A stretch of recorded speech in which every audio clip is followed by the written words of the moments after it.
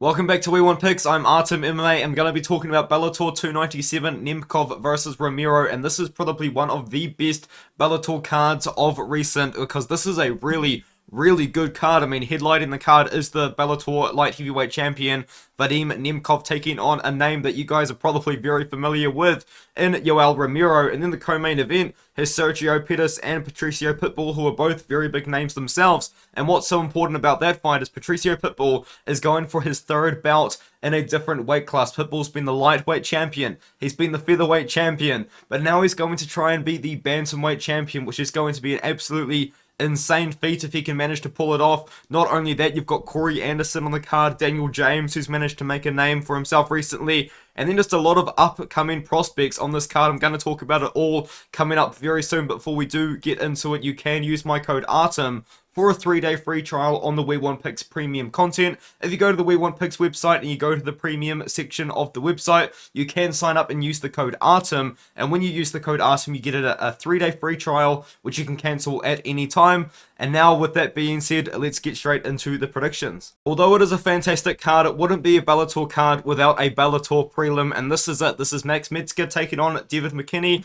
Max Metzgar's making his pro debut. He's 7-0 as an amateur with a lot of finishes. David McKinney is 1-3. I believe all three of those losses are by KO as well in the first or the second round. That's how I think this fight goes. I think Max Metzgar is just going to go out there. I think he's going to finish David McKinney probably in the first or the second round, and probably by knockout as well.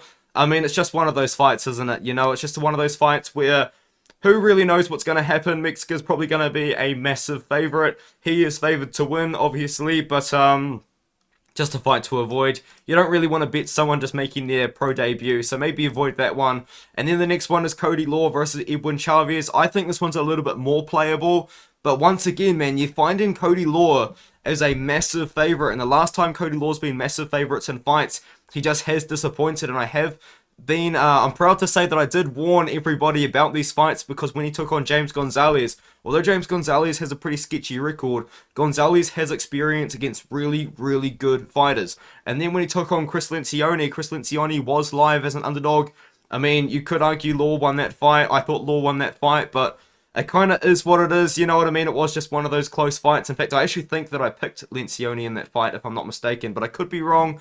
But the point is, I do think Cody Law wins this one here. Edwin Chavez, actually, if you wanted to know something a little bit interesting, was on the receiving end of a first-round KO loss from Yusuf Zalal, who since getting released from the UFC has gone on a first-round knockout streak, man. This guy's really trying to get back into the UFC. He's just finishing everybody, but yeah, unfortunately, Edwin Chavez was on the receiving end of that one there. I think Cody Law wins. I think he uses his wrestling. He's a decent striker as well. I mean, Chris Lencioni kind of thought, like, maybe confused him a lot, because Chris Lencioni was putting his hands behind his back.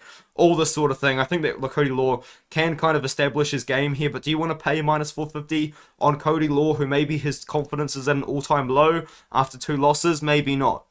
And the next one is Jordan Newman versus Matthew Perry. Now, I am very confident Jordan Newman wins this fight for a very big variety of reasons. But the problem is, you're looking at a minus 1,000 favorite in Jordan Newman. Now, Jordan Newman, as you can tell just by his profile picture, he is a wrestler. He's got a wrestling background, and that's how he fights. He is a okay striker. His striking's getting better, but it's not what he wants to do. He wants to go out there and wrestle, and he wants to go out there and grapple, and he's probably going to do that against Matthew Perry. Now, Matthew Perry's very interesting. At first, he looks like a everyday average fighter, you know, 5-3, not the worst record, not the best. He fought a year and 2 months ago. Okay, he's taken a little bit of time off. 9 years and 6 months ago was the last fight before that. This guy has fought 5 times in 11 years. Like, Jordan Newman's out here. You know, he's fought somewhat often. You know, he did take a little bit of time off, probably to develop. And he's the Bellator guy. He's the guy that Bellator's trying to build in this matchup. Jordan Newman is in this fight to beat Matthew Perry. Matthew Perry is being brought in to lose. They're trying to build up Jordan Newman as another kind of like guy that they can like build up and be super undefeated. That's what Bellator likes to do. That's what they're trying to do here. I think Newman submits Perry probably within the first 2 rounds. Do you want to play him at minus 1,000? Probably not. Timur Khizriev taking on Richie Smullen. I mean, Timur Khizriev, he does exactly what you think he's going to do. He will take you down, and he is very heavy on top. That's how he tries to win fights. He tries to win fights by being heavy on top, and that is what he did when he took on Daniel Weichao, and it's what he's done in the past as well. He did have a little bit of a run in Eagle FC, which is Khabib Nurmagomedov's promotion. But Richie Smullen, ever since this guy ended up not being in the UFC when he had the one UFC fight, I believe he's on the Ultimate Fighter season before that, and didn't get a fight for various reasons, he's been grinding, man. He's been hustling. He's been fighting in Bellator a couple of times. You know, he's been fighting some decent guys, you know, just kind of working his way up. But he recently come off the biggest win of his career, in my opinion, over Piotr Nedletsky, who was 17-4 at the time. And I did pick Piotr Nedletsky to defeat Richie Smullen in that matchup. Now, Timur Khizriev, I think he's a tough matchup for Richie Smullen. Now, Richie Smullen, he's not the best striker in the world, but he's kind of got an awkward style where it's very hard to figure him out. He likes to kind of move around a bit. He likes to throw kind of unorthodox kind of things. But I don't think Timur Khizriev's really going to mess around on the feet. I think he's going to go for takedowns, and I think he's just going to try and be heavy on top, which is what he does. If Khizriev wins, it probably won't be the most exciting fight you've ever seen in your life, but it will be kind of just what it is, I guess. Now, Richie Smullen is a good grappler, and he could be dangerous off his back, but I think Timur Khizriev, you know, he's experienced enough at this point now to just stay safe on top. He should win a decision, maybe ground and pound TKO, but you kind of know what it is like with these guys that don't get the most finishes in the world. Now we can move on up the card. This next fight is very, very interesting. Now I am picking Norbert Novenyl Jr., but be aware, because this could be a very dangerous fight for him. This could be a fight which I get wrong. I think Kamil Oniszczuk is probably a very live underdog. In fact, actually, I really liked what I saw out of Kamil Oniszczuk when I was watching his tape, and I actually picked him to beat Castello Vansanese. Did that end up making me look like a massive idiot? Yes, it did, but the point is, I really am impressed with Kamil Oniszczuk. This guy is a very dangerous striker. He's a very good striker, very heavy body kicks, very heavy kicks in general. Great striker. Norbert Novenyl Jr., he's a grappler. He's going to want to try and take down and out-grapple against Kamil Oniszczuk here.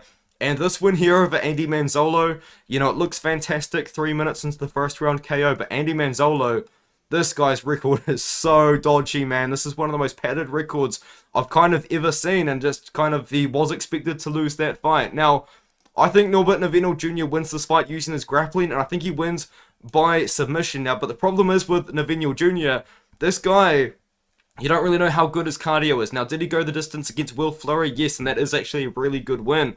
But for the most part, as I've recently, he's just subbing guys in the first round. We haven't really seen him go against too much adversity. It's an interesting fight. Kamil Oniszczuk could knock him out, but I think Norbert Novenyl Jr. is going to take him down and out-grapple him. He's a pretty big favourite, minus 250. I don't really like the idea of playing money on him unless you're going to play money on him to win inside the distance, and you can get good odds on that. But I think Novenyl Jr. wins by submission, but I am just kind of warning you guys about maybe blindly putting him in parlays, because he's not a very confident pick, especially for these odds.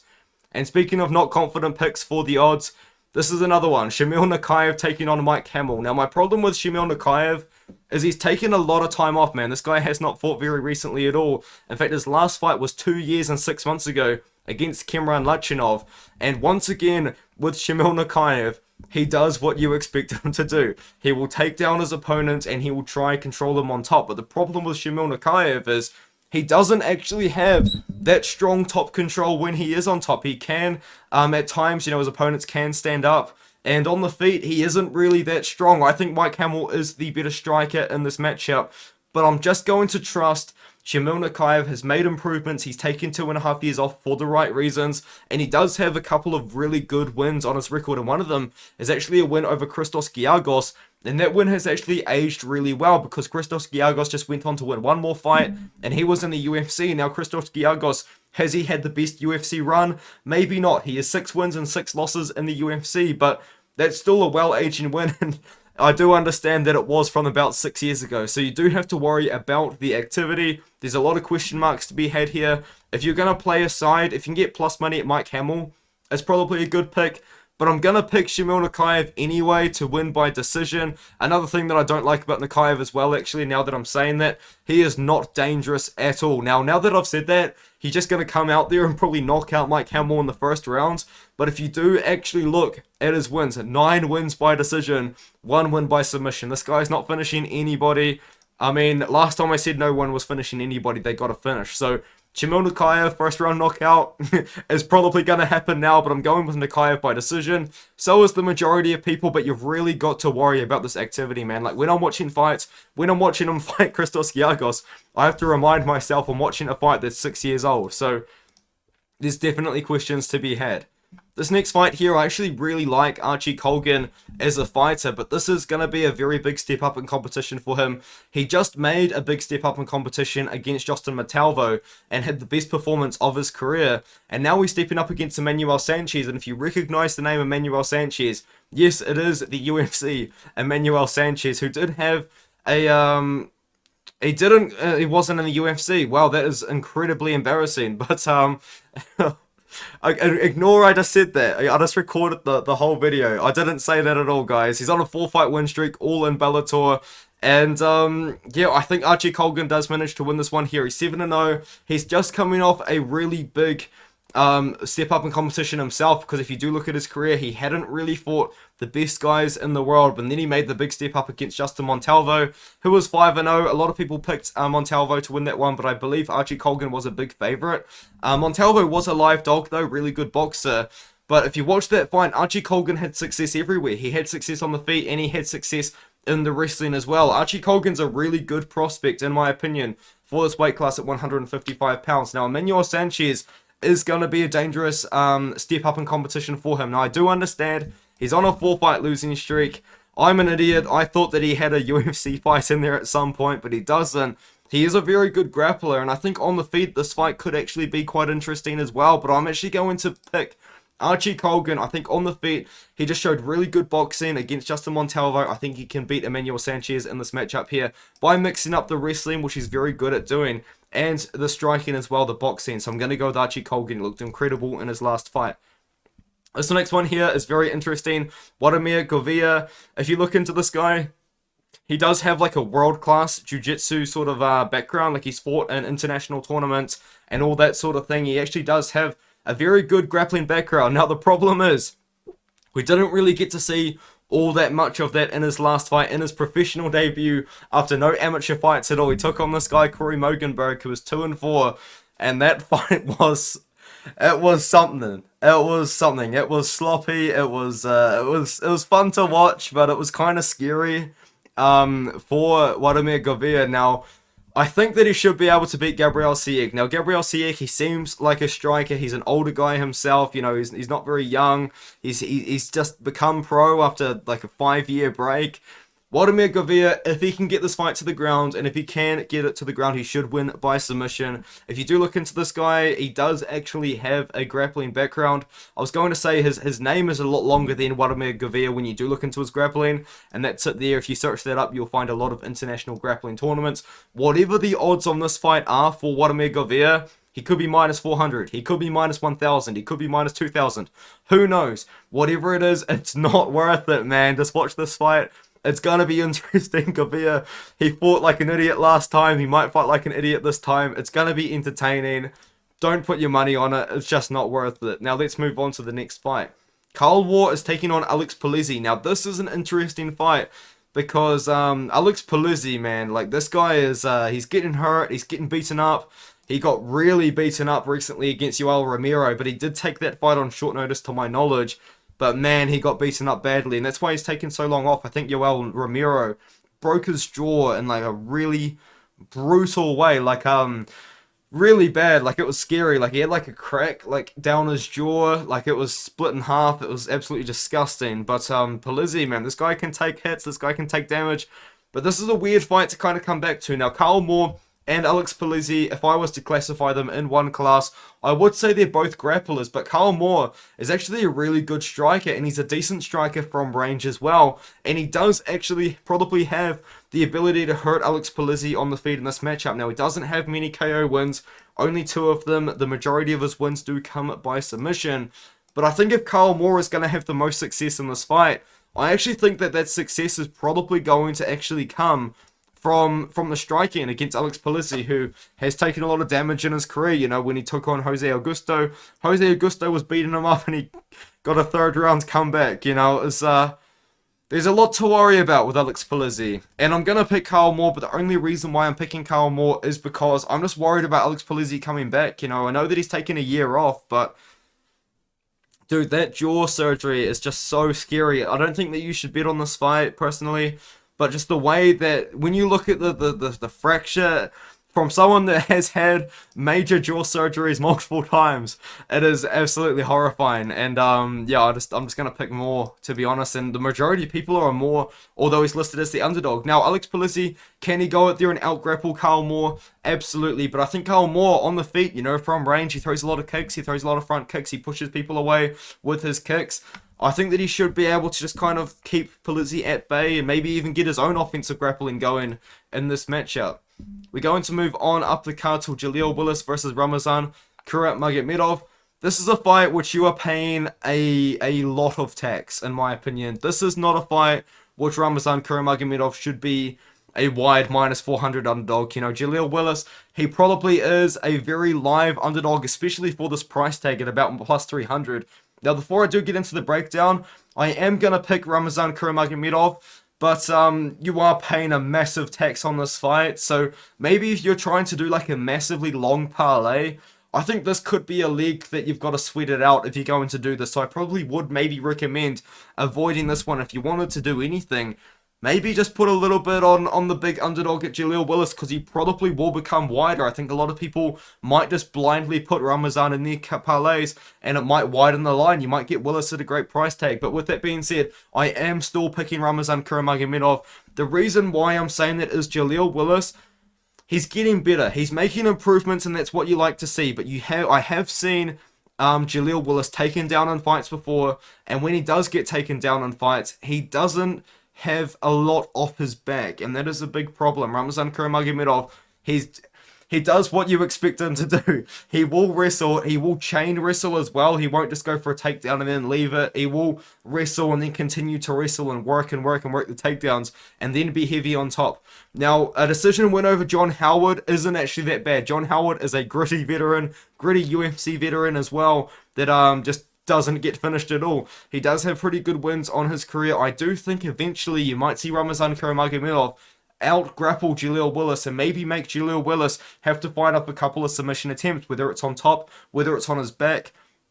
But I am still going to go with a decision here for Kuratmagomedov.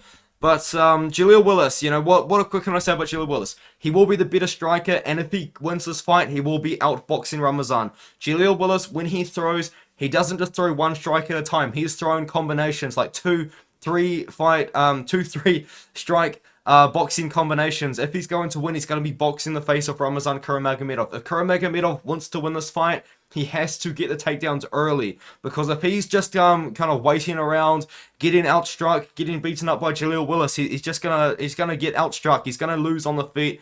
If he wants to win this fight, he needs to get the takedowns often and early, and I think he is going to do that. But at -400, as I said, you are paying a tax on this fight.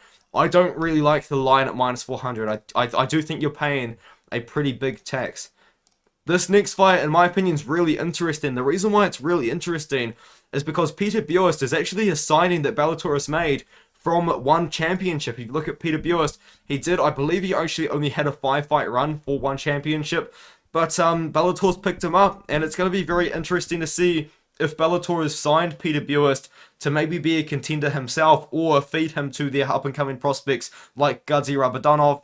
I think it's the latter. I think that they're going to be trying to use Peter Buist's name that he's built up in one championship, built up a name over another promotion, and then use him to build up their other prospects, which is exactly what they're doing here against Gadzi Rabadanov. Now, Gadzi Rabadanov, he does what you would expect him to do. He does out-grapple, he is heavy on top, he is a good grappler, and he is a good wrestler, and to make things even worse for his opponents, he's getting better and he's making improvements. Now, he had a pretty important fight against JJ Wilson, in my opinion. JJ Wilson's from New Zealand.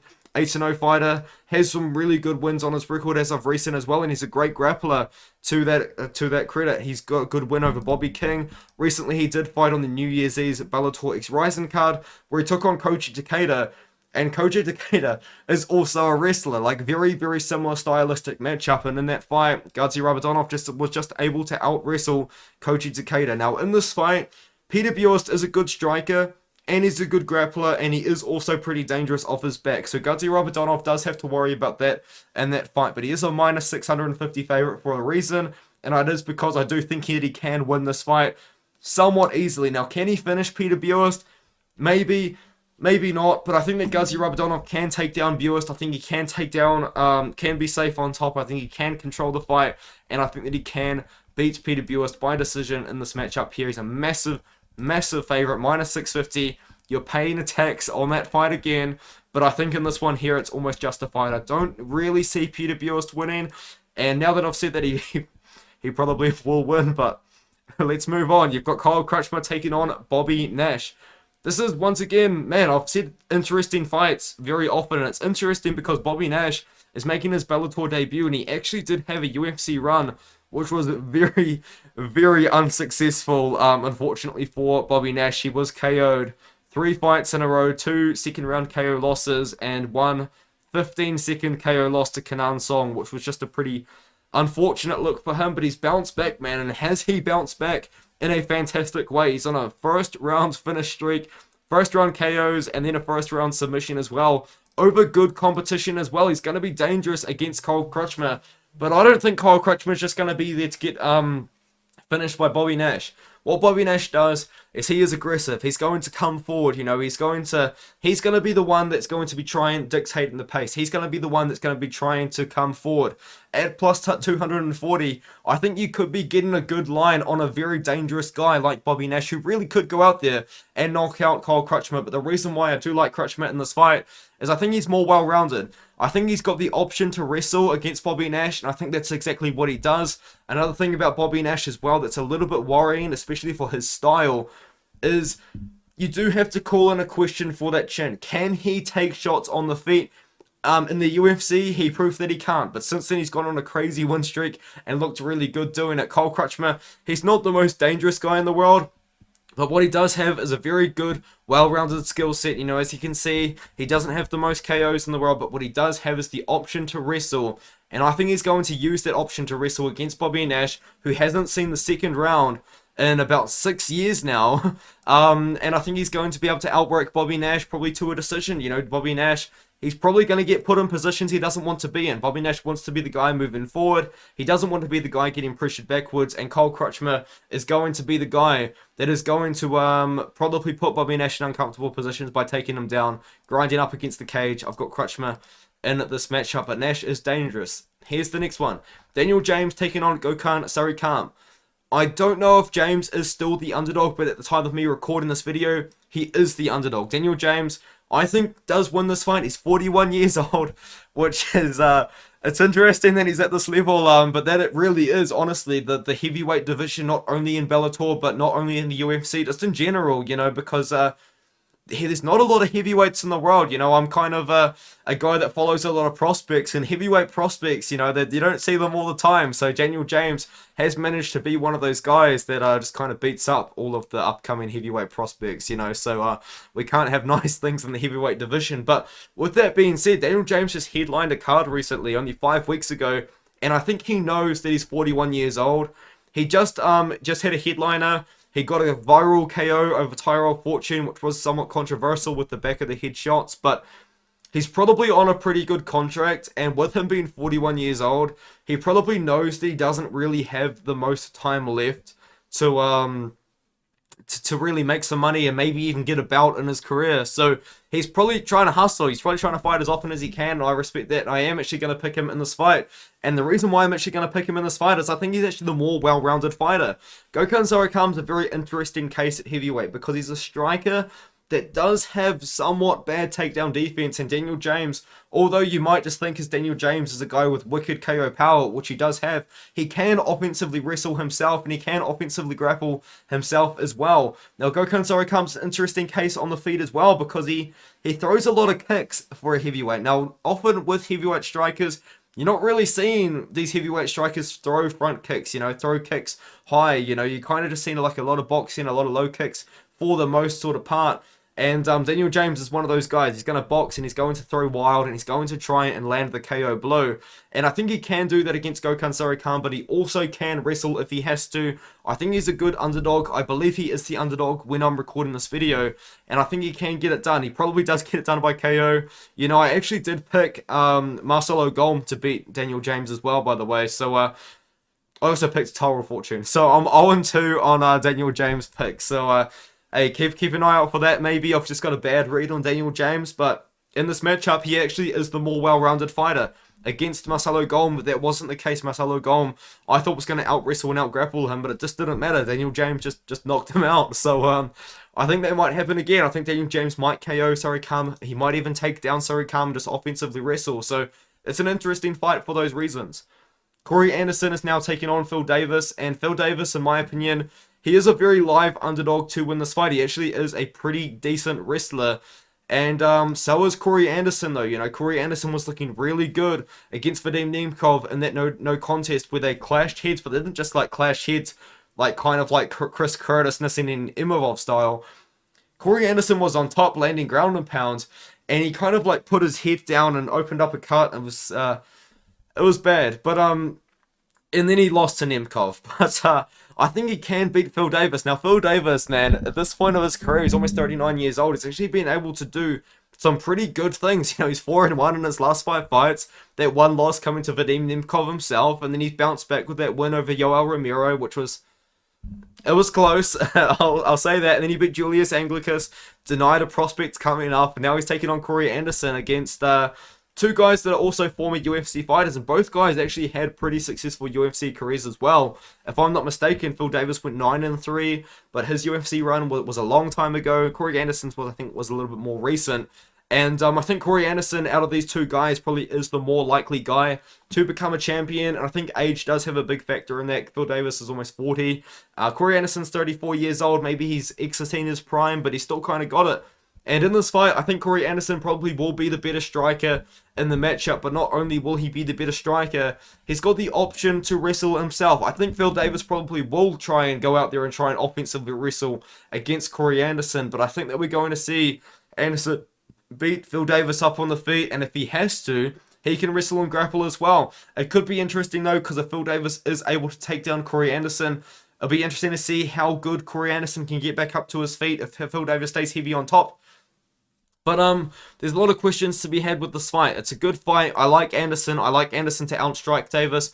I think if he has to as well, and he probably will offensively wrestle against Phil Davis himself to maybe just avoid the takedown threat from Phil Davis. So who really knows what Corey Anderson's game plan is here, but I do like Corey Anderson because I think he's got more options in the fight. I think Phil Davis probably has to wrestle, whereas Corey Anderson can strike and wrestle, either of the two. And now we move on to the co-main event. You've got Sergio Pettis taking on Patricio Pitbull. And this is a good fight, because I said in the intro, Patricio Pitbull's going for his 3rd belt. He's been the lightweight champion before. He's been the featherweight champion before, if I'm not mistaken. He still is the featherweight champion, to my knowledge. But now he's going to be going for the 135-pound belt against Sergio Pettis. And to my knowledge, again, I could be wrong, I don't think Patricio Pitbull's actually ever fought at 135 pounds in his career. And if he has, it would have been a very, very long time ago.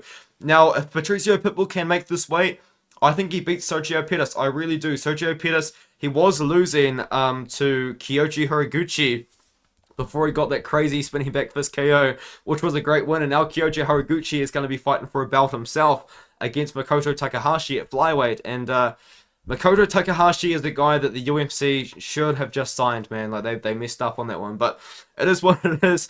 When it comes to this fight, though, so Sergio Pettis, good striker, good grappler, and so is Patricio Pitbull. I mean, both of these guys are very experienced at this point, especially. You would kind of expect them to be quite well-rounded, but Patricio Pitbull earlier on in his career was more of a grappler, but now he's developed into a little bit more of a striker and grappler who can kind of do it all. And I think to win this fight, personally, I think Patricio Pitbull probably will be better off going back to that grappling, going back to the grappling, because the reason why I say that is I think Patricio Pitbull can get takedowns on Sergio Pettis. Sergio Pettis doesn't have the best takedown defense in the world, and I think takedowns could potentially be open for a guy like Patricio Pitbull, who very likely could be the bigger fighter in this matchup. We're talking about a guy that has been the champion at 155 pounds before, fighting at 135 pounds now. So I think if Pitbull wants to, he can grapple with Sergio Pettis, you know, on the feet as well. He's probably going to be throwing more volume than Sergio Pettis, because Sergio Pettis, he doesn't throw a lot of volume. He kind of likes to counter, and he kind of likes to wait, and he can just be caught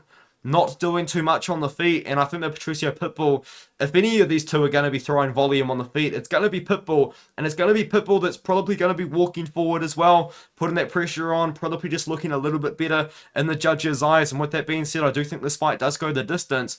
But I think Patricio Pitbull mixes up the striking, and I think he mixes up the wrestling and the grappling. Now, Sergio Pettis, I think, in my opinion, if Pettis is going to win this fight, I think he has to do it by finish. You know, I don't think that Pettis is just going to go out there and win a dominant decision over a guy like Patricio Pitbull. I think this is a close fight. But I do like the options that Pitbull has again, because I think that Pitbull is going to be the guy that's going to be throwing more volume. I think he's going to be the guy that probably has a better option to offensively wrestle. Now, I think Sergio Pettis has great option to offensively grapple, but he's got to get the fight to the ground. Patricio Pitbull has great takedown defense. He's got good wrestling as well. And not only that, he's a good grappler as well. You know, it's not going to be super easy for Sergio Pettis to just try and get on top of Patricio Pitbull and just try and tap him out. So I think this is a very interesting fight. I like that it's been made. I understand that the winner of this fight is going to have to win the tournament winner, who, oh man, whose name I've forgotten. That's really embarrassing, but he won by that brutal knee KO over Alfion Stotts. It was a really good win, but let's move on. Pitbull by decision is the pick. And now we get to move on to the main event, Wladimir Nemkov taking on Yoel Romero. And this is a fight which I think a lot of people are going to be excited about. And I think it's a fight that a lot of people should be excited about, because this is a really, really good fight. And Wladimir Nemkov is probably one of the best fighters that that Bellator has on their roster. Honestly, like, this is a guy that the UFC really might have their eye on to kind of try and just get him over with a massive contract, because Wladimir Nemkov, if you guys don't know, he's got a history with Yuri Prochazka. He actually has lost to Yuri Prochazka in his career, and that's one of his only losses. His other loss actually was to Carl Albrechtsen, who currently fights in Bellator, but is not having the most success himself in his career. But if you go back, that was his last loss in 2016.